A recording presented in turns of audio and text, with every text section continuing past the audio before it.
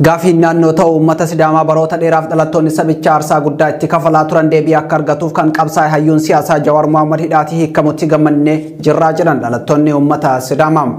Gaafiin uummata Sidaamaa waggoota 150 lakkoofsa deebii akka argatuuf Jawaar Mohaammed dhalattoota sabichaa qindeessuun mirga isaanii falmuuf sagalee isaanii akka dhagaaf miidiyaa bilisaam mijjeessuun hojii hojjeteen gaafiin keenya deebii argachuu danda'ee jira jedhan dhalattoonni Sidaamaa. Jawaar nama Itoophiyaa fi uummata isheef yaadu waan ta'eef jireenya qananii dhiisee maatii jaallatu irraa adda bahuun hiree biyyattii qajeelchuuf hojii hojjetee tureen badii malee hidhatti darbamee ture hiikamuu isaa immoo nu gammachiisee jira jedhan. Tokkummaan hawaasa Oromoo biyya Kaanaadaa hidhamtoonni siyaasaa Oromoo hangi tokko gadi lakkifamuun kan nu gammachiise ta'us hooggantoota adda bilisummaa Oromoo dabalatee hidhamtoonni siyaasaa kumaatamaan lakkaa'an ammallee hidhatti ugguramanii jiraachuun murtoo mootummaa ija shakkiin akka ilaallu nu taasisee jiran.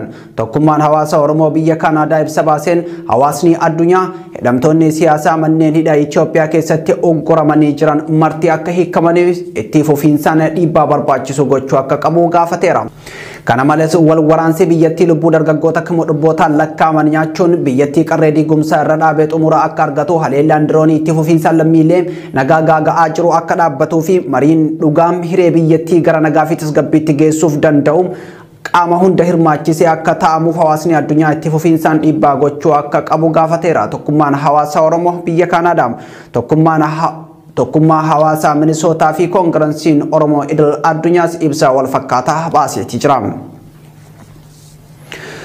Godina Gujii aanaalee Gumii Eldelloo fi Liiban keessatti mootummaan Biltsiginnaa manneen uummataa hedduu ibiddaan barbadeessuun hawwan dabalatee namoota hedduu ijoollee keessantuu shanee keessa jira jechuun rasaasaan fixaa jiraachuu jiraattonni Oromiyaa miidiyaan neetworkitti himan. Gochaa duguggaa sanyii uummata keenya irratti raawwatamaa jiru kanam maatiin miidhamtoota Oromoon cal'isee nu ilaaluu hin qabu jechuun gaafataniiti jiru. Namoonni maqaa diiyaasporaatiin gara biyyaa seenan saamicha lafaa fi qabeenya adda addaa irratti bobba'anii akka jiran dhagahame. Namoonni yeroo ammaa maqaa diiyaasporaatiin biyyoota adda addaa irraa gara biyyaa seenan saamicha lafaa fi qabeenya adda addaa irratti bobba'anii akka jiran maddeen keenyaa Finfinnee fi magaalota biroo saaxilaniiti jiru. Namoonni fi gareewwan dabaloota Biltsiginnaa wajjin ta'uun maqaa diiyaasporaa jedhuun saamicha lafaa fi qabeenya biroo irratti bobba'an kunniin waggoottan 3 darban kana hidhata faayidaa fi jibbiinsa sabaa fi sablammootaa irratti wal ijaaranii kan hojjetaa turan yoo ta'u isaanis bifa sadii qabu jedhu maddeen keenya. Caasaa kanneen sadeen keessa gareen siyaasaa waggoota darban dhaabaa qinijjiitii turee fi boodas gara Gimboot 7tti of jijjiiree yeroo ammaa ammoo maqaa Izeemaa jedhuun biyyattii keessatti sirna Biltsiginnaa utubuudhaan socho'aa jiru sadarkaa duraa irratti argamas jedhanii maddeen keenya.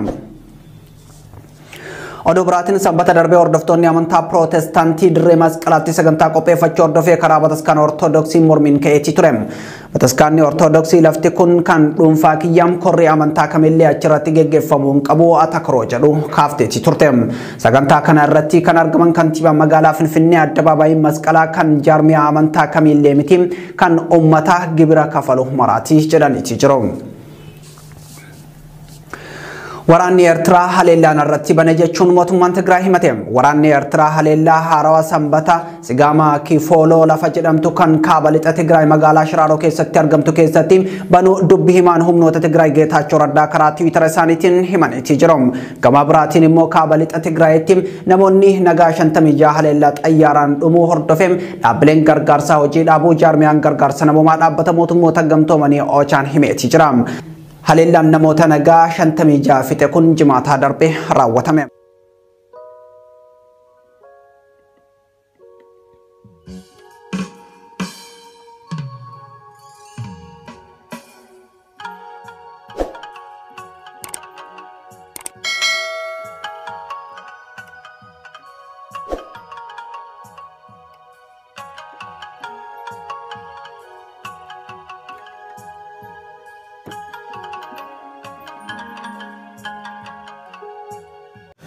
miseensota fi hoggantoonni KFO hidharraa hiikaman ibsa baasaniin haalota dabranii fi garee ilaalchisee yaadgume yookaan isteetimentii ibsatan keessatti akka dhuunfattis ta'e akka dhaabaatti qabsoo karaa nagaa geggeessaa turre itti fufuudhaan mirga uummata Oromootii fi kan sabaa fi sablammoota biyya kanaa dhugoomsuuf akka hojjennu irra deebinee isiniif mirkaneessuu barbaanna jedhanii jiru.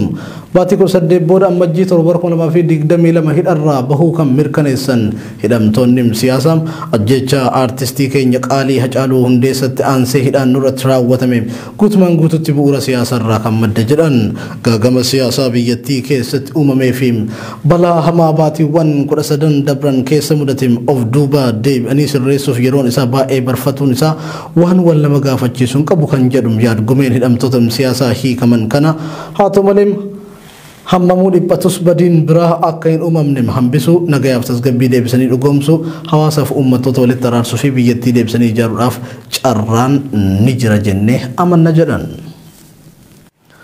Oduu keenyatti aanu ajjecha abbootii gadaa karrayyuutu gadaamichillee hordofuun gooliin hawaasa karrayyuu irratti raawwatamaa jiru daran hammaachaa jiraachuun himame.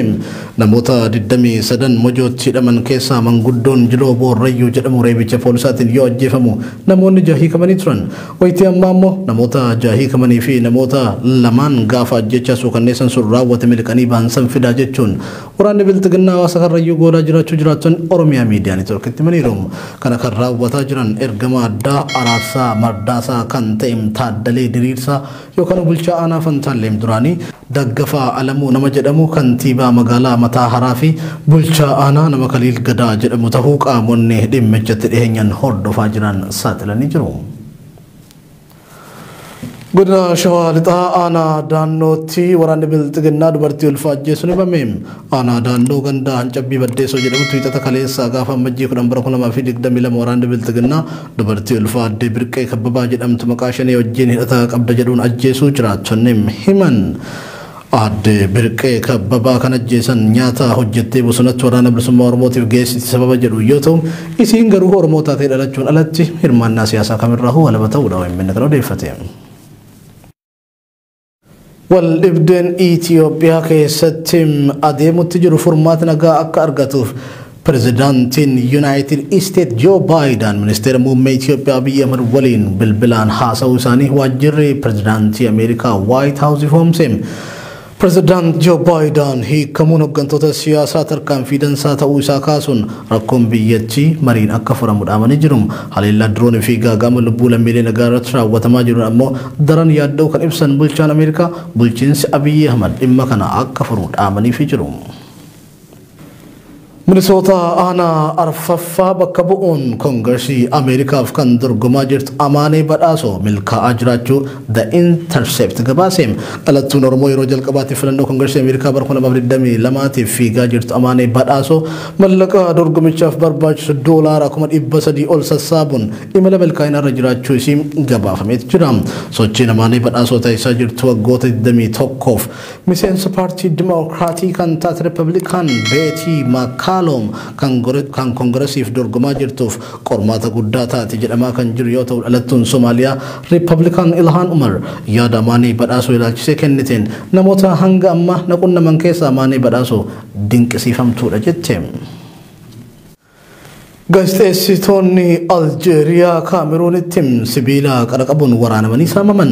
Gaazexeessonni Aljeeriyaa sadi kanneen maqaan isaanii Ismaa'il Amokraane, Mahadi Dahaki fi Muhammad Assani jedhaman Kaameruun magaalaa Duwaalaa keessatti dhiheenya hoteela isaaniitti waraanamanii qabeenyi isaanii saamame. Gabaasan BBC irraa arganne akka addeessutti waldaan kubbaa miilaa Aljeeriyaa gaazexeessitoonni kunneen taphoota waancaa Afrikaa gabaasuuf Kaameruunitti imaluuf garee yakkaan haleelamanii mallaqni bilbillee fi paaspoortiin isaanii saamamuu ibse. Taphataan cimaan Aljeeriyaa Ismaa'il Bennaakar ergaa Tiwiitara isaa gubbatti maxxanseen onneen keenya si waliin jira jechuun jajjabeessee jira. Ijoo keenya xumuraatiin badhaafamtuu Noobeelii nageenyaa Aung San Suu Kyi irratti manni murtii Myanmar hidhaa dabalataa biroo waggaa 4 murteesse.